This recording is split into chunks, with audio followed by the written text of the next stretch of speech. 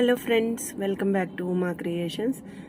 మీరు చూస్తున్నది ITC Kohinoor 5 star hotel.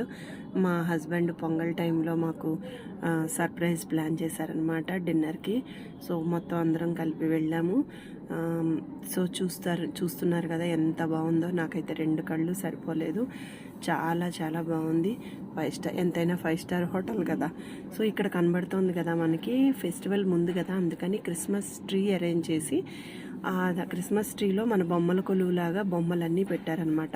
ఇది నాకు చాలా స్పెషల్గా అనిపించింది. ఇకపోతే ఫుడ్కి వచ్చేద్దాము. ఫుడ్ అయితే ఇంకా అసలు చెప్పక్కర్లేదు.